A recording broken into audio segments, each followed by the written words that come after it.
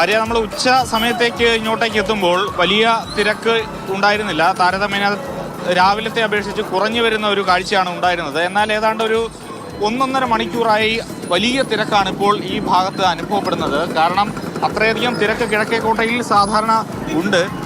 പല സ്ഥലത്തോട്ടും പോകുന്ന ബസ്സുകൾ നിർത്തുന്ന ബസ് സ്റ്റോപ്പുണ്ട്. തൊട്ടപ്പുറത്ത് പുത്തരിക്കണ്ടം മൈതാനത്ത് സർക്കസ് നടക്കുന്നു. ഒപ്പം ഇങ്ങനെ വഴിയോര കച്ചവടം നടക്കുന്നു. തൊട്ടപ്പുറത്ത് ചാല മാർക്കറ്റുണ്ട്. അങ്ങനെ എല്ലാ കൂടി ചേരുന്ന ഒരു സ്ഥലമാണ്.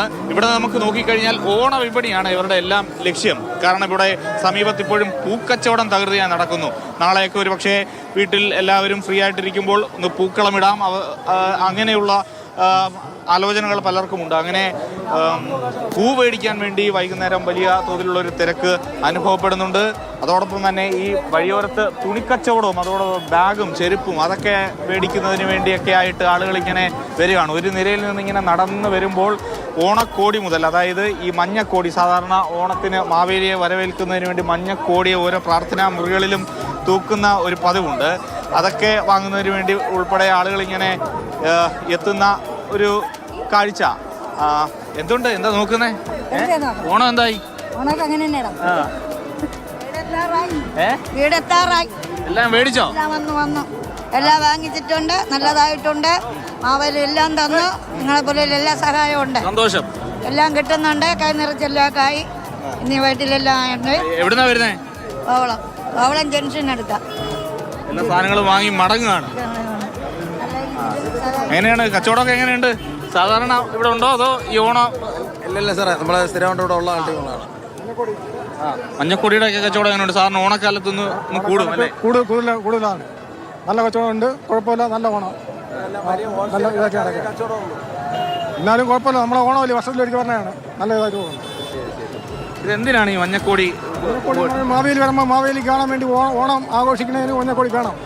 അതിനുവേണ്ടി സാധാരണ നമ്മുടെ തിരുവനന്തപുരത്ത് മാത്രമേ ഉള്ളൂ, അത് എല്ലായിടത്തും ഉണ്ടോ? തിരുവനന്തപുരം ജില്ലയിൽ കൂടുതലാണ്. പക്ഷേ കേരളമല്ല, ഇന്ത്യ മൊത്തം ഇപ്പം ഉണ്ട്, ഓണമുണ്ട്. മലയാളി ഇവിടെ ഉണ്ടോ അവിടെ ഓണമുണ്ട്, വിദേശത്തും ഉണ്ട്. ശരി, ഓക്കെ. അപ്പം നന്നായിട്ട് ഓണം ആഘോഷിക്കുക. അങ്ങനെ തിരക്കുണ്ട്. എങ്ങനെയായി? എവിടെ വരെ ആയി ഓണം? സാധനമൊക്കെ വാങ്ങിയോ? സാധനമൊക്കെ വാങ്ങി. ഇപ്പം ഇനി എന്ത് വാങ്ങാനാണ്? എങ്ങോട്ടാണ്? വൈഫിന് കമ്മൽ വാങ്ങിച്ചു. അങ്ങനെ ഓരോരുത്തർക്കും ഓരോരോ പ്രതീക്ഷകളും ആഗ്രഹങ്ങളുമാണ് ഓണം എന്ന് പറയുന്നത്. അപ്പൊ ചെരുപ്പ് കച്ചവടമാണ്. എന്തായി കച്ചവടം? എങ്ങനെയുണ്ട്? സ്ഥിരമായിട്ട് ഇവിടെ കച്ചവടം ഉണ്ടോ അതോ? വാങ്ങിയോ? ചെരുപ്പൊക്കെ വാങ്ങി? വില കുറവുണ്ടോ?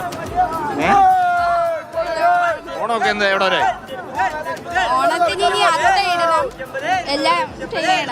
ശരി, ഓക്കെ. അപ്പോൾ അങ്ങനെ എന്തായാലും കച്ചവടം അങ്ങനെ തകൃതിയായി നടക്കുകയാണ്. വലിയ തിരക്കാണ്, ഗതാഗത കുരുക്കാണ്. തിരുവനന്തപുരത്തെ സംബന്ധിച്ചിടത്തോളം ഇന്ന് ഉത്രാടമായതിനാൽ ഇവിടെ വന്ന് താമസിച്ചവരൊക്കെ പലരും മടങ്ങുന്ന ഒരു ദിവസമാണ്. ബസ് സ്റ്റാൻഡിലും അതോടൊപ്പം തന്നെ റെയിൽവേ സ്റ്റേഷൻ പരിസരത്തും എല്ലാം അത്തരത്തിലുള്ള ഒരു തിരക്ക് നമുക്ക് കാണുവാൻ വേണ്ടി കഴിയും. അമ്മ എന്തോ ആയി? ഒരുപാട് സാധനം ഉണ്ടല്ലോ. എന്തുവാ ഇതൊക്കെ?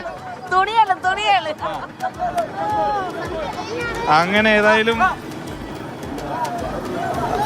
ഓണക്കച്ചവടം ഇങ്ങനെ പൊടി പൊടിക്കുന്ന കാഴ്ചകളാണ് നമുക്ക് തിരുവനന്തപുരത്ത് നിന്ന് നൽകാൻ കഴിയുന്നത്.